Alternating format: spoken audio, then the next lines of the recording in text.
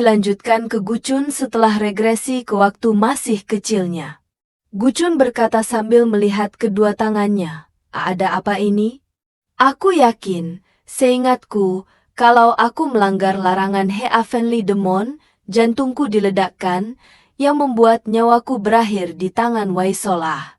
Aku yakin kejadiannya seperti itu, kan? Tapi jantungku ini masih berdetak dengan normal, seolah-olah tidak terjadi apa-apa. Apakah ini adalah ilusi?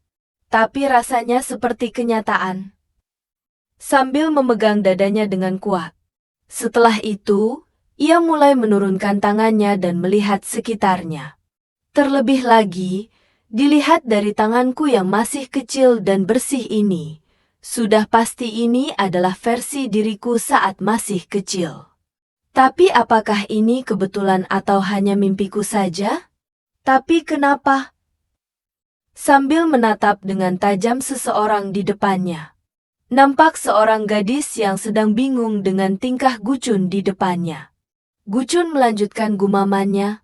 Oh iya, apa yang kukatakan waktu itu? Yah.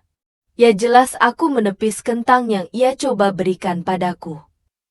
Gadis itu menjadi kaget melihat kentang yang coba diberikan jadi jatuh dan diinjak olehnya sampai hancur, disaksikan oleh warga sekitar.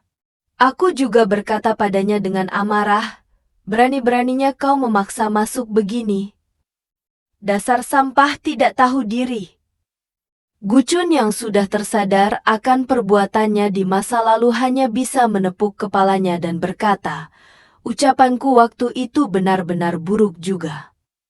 Kemudian Gucun tersenyum sambil bergumam, karena aku bisa melihat ini di alam mimpi, sepertinya aku masih punya banyak penyesalan. Di sini, Gucun masih merasa semua ini hanyalah mimpi yang diakibatkan oleh banyak kejahatan yang telah ia lakukan. Yah, guys, walaupun sebenarnya ini nyata sebab ia berhasil regresi ke masa lalunya.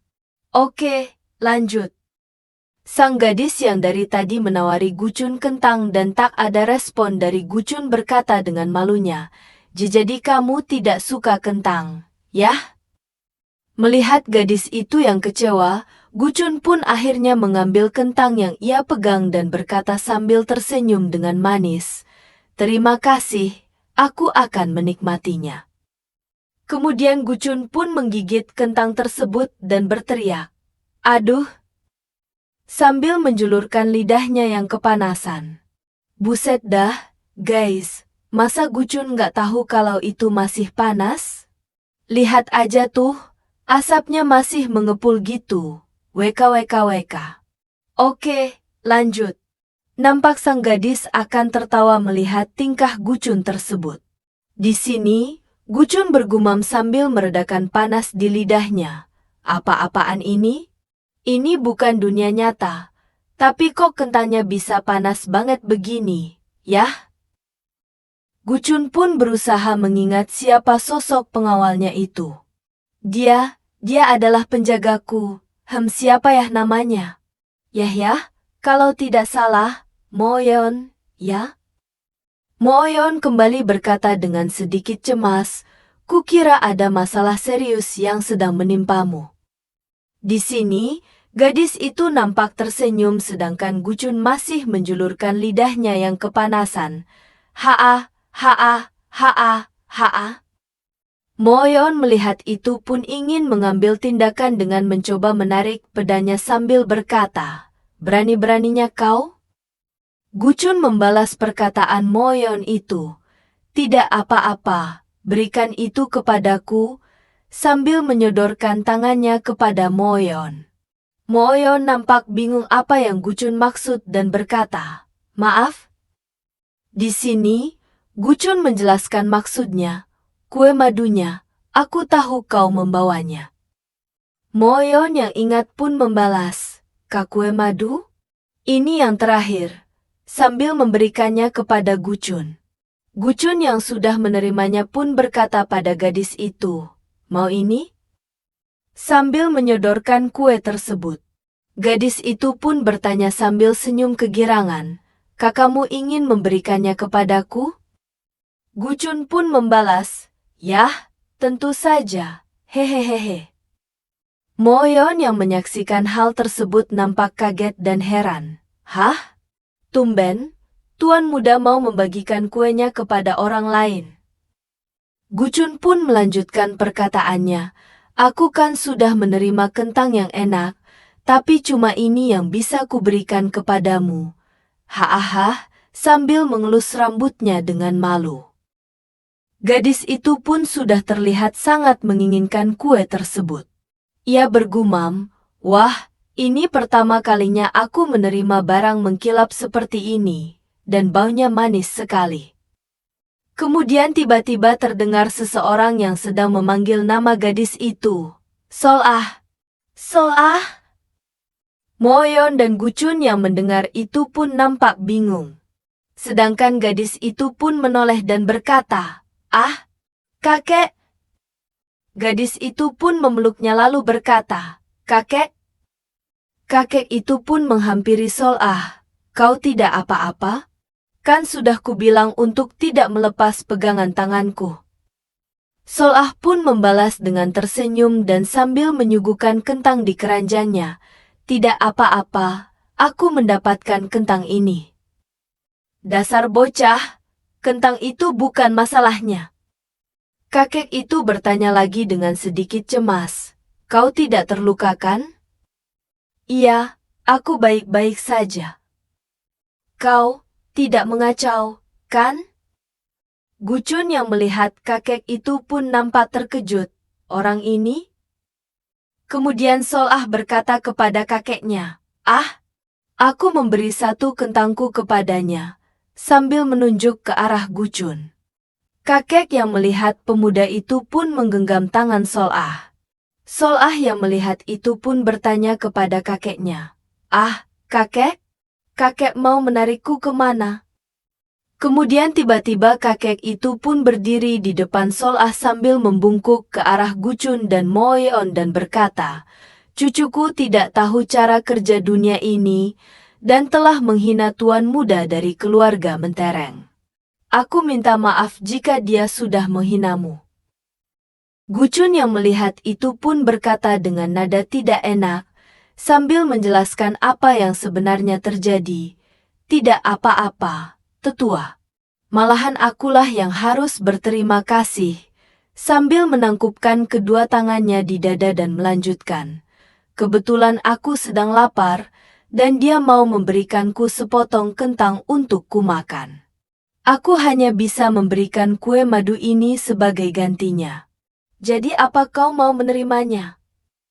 Sambil menyodorkan kue tersebut, kakek itu pun menatap kue tersebut dan berkata, "Tuan muda, apa kau?" Sol-ah yang mendengar itu pun berkata dengan semangat, "Sol-ah mau. Itu sangat manis." Sambil berusaha mengambil kuenya, kakek itu pun berkata kepada Sol-ah, "Tidak boleh. Kita tidak bisa menerima barang berharga begitu. Kalau begitu kami pergi dulu dan akan menjauh dari sini, Tuan muda." Tiba-tiba kakeknya menggendong Sol-ah dan pergi menjauh secepat mungkin. Gucun yang menyaksikan hal tersebut nampak heran dan berkata dengan cepat, "Hah? Tetua, tunggu dulu." Kakek itu pun menoleh dan berkata, "Tuan muda, kalau kau masih marah, maka luapkan saja semua itu kepadaku." Gucun berkata, "Ini jawabanku," sambil memberikan kue tersebut kepada Sol-ah. "Sampai jumpa lagi nanti." Sol-ah pun sangat senang karena sudah menerima kue tersebut, dan sang kakek hanya menatap mereka berdua dan berkata dalam hatinya, "Bocah itu." Sol-ah pun yang sudah menerima kue tadi berkata, "Aku akan memberimu kentang lagi," sambil menyodorkan kentang tersebut. Gucun pun membalas, "Haha, sudah cukup kok." Kakek itu pun akhirnya tersenyum kepada mereka dan lanjut bergumam. Dia tidak terlihat seperti iblis kecil seperti yang dikabarkan orang-orang. "Selah, kau sudah menemukannya. Mereka pun kemudian pamit untuk berpisah. Guchun dan Mueon pun tersenyum melihat kepergian mereka. Setelah itu Guchun merilekskan tubuh dan pikirannya Fyuh. Dan Mueon yang di sampingnya melihat Guchun seperti itu pun bertanya kepadanya, "Tuan muda, awak kau merasa kepanasan?" Di sini Guchun baru ngejelasin siapa sebenarnya kakek-kakek tadi. Tetua itu adalah orang yang memegang posisi pemimpin aliansi Murim sampai baru-baru ini, dan merupakan salah satu dari 3 Supreme. Mereka dicap sebagai orang-orang terkuat di dunia Murim, dan menyebarkan kengerian bagi anggota-anggota faksi non-ortodoks. Dia adalah Sword Supreme, yang bernama Wai Hyogun. Wih, ngeri juga nih kakek tua, dan kita juga dikasih tahu bahwa di dunia Murim ini ada 3 pemimpin tertinggi dan terkuat di Murim dan kakek ini salah satunya. Oke, lanjut, apa yang sedang dilakukan Sword Supreme di tempat semacam ini?